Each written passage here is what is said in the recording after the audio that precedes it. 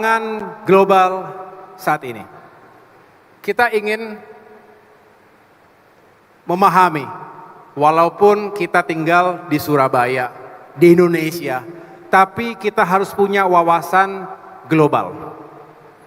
Agar kita bisa memahami jika ada suatu masalah yang kita hadapi, pasti tidak terlepas dari apa yang terjadi di luar sana.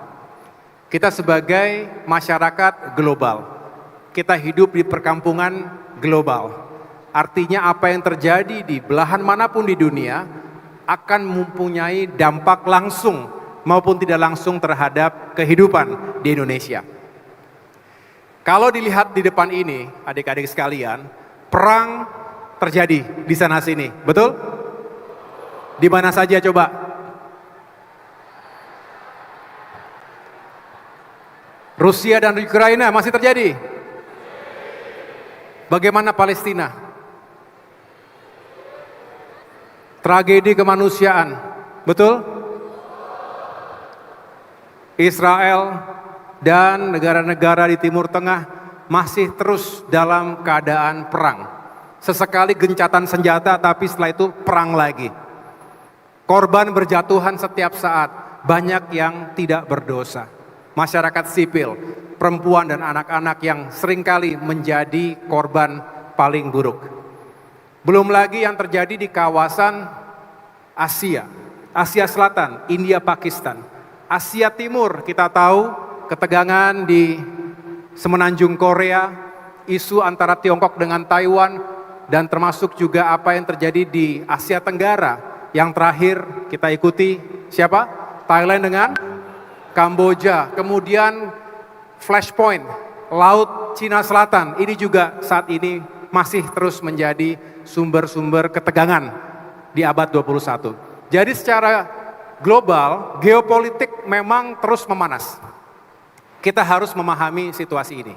Yang kedua, bukan hanya dari sisi keamanan global, ekonomi. Padahal segala sesuatunya ditentukan seberapa baik ekonomi kita. Kalau kita mau maju, kalau kita mau menjadi negara yang makmur, tentu ekonominya harus baik, betul?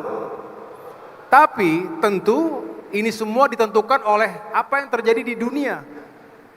Pernah atau mengikuti tidak kebijakan Presiden Donald Trump? Perang tarif, perang dagang. Wah, ini sudah pinter semua Pak Rektor. Semuanya sudah memahami nih. Luar biasa nih ITS ini. Baru mahasiswa baru udah paham semuanya, apalagi kalau jadi mahasiswa ITS akan lebih pintar lagi. Indonesia tidak boleh ketinggalan. Kita justru menunjukkan bahwa Indonesia negara yang punya kepribadian, punya kehormatan, punya kemandirian. Jadi ketika berlaku perang tarif di sana sini, kita tidak boleh menyerah. Bahkan apa yang dilakukan oleh Bapak Presiden Prabowo Subianto adalah langkah-langkah yang sangat berani. Mencoba menyampaikan pesan kepada siapapun bahwa Indonesia tidak boleh disepelekan, Indonesia tidak bisa dipandang sebelah mata. Kita punya kekuatan, kita punya sumber daya. Nah, tinggal bagaimana kita mengelolanya dengan baik untuk sebesar-besarnya kemakmuran rakyat kita. Setuju? Dunia seolah menjadi terbelah-belah. Ada polarisasi di sana sini. Yang tadinya Amerika misalnya menjadi kekuatan berdiri sendiri.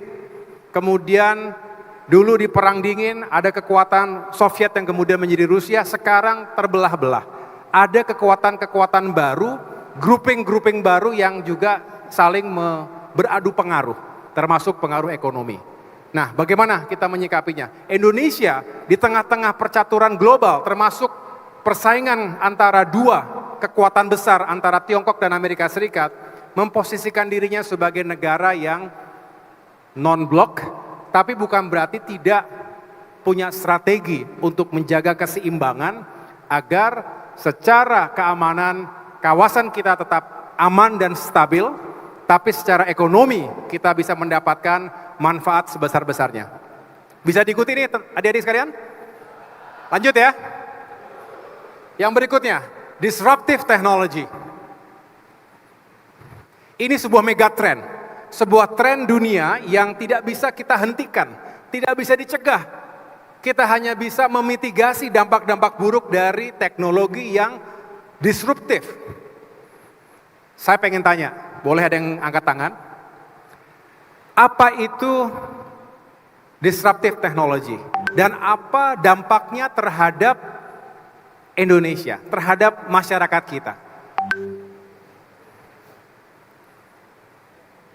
Ada yang mau angkat tangan? Silakan.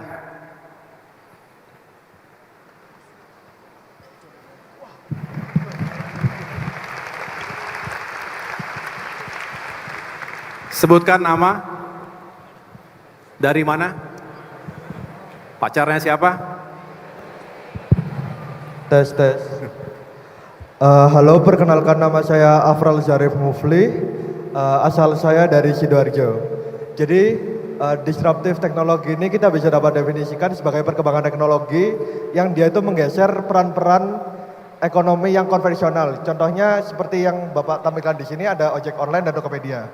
Dengan adanya Gojek, gitu tuh menggeser peran-peranan ojek pangkalan yang sudah ada di masyarakat menjadi ojek online ini, di mana karena adanya modernisasi ini peran-peran ojek pangkalan itu sudah hampir hilang di masyarakat. Lalu juga ada Tokopedia.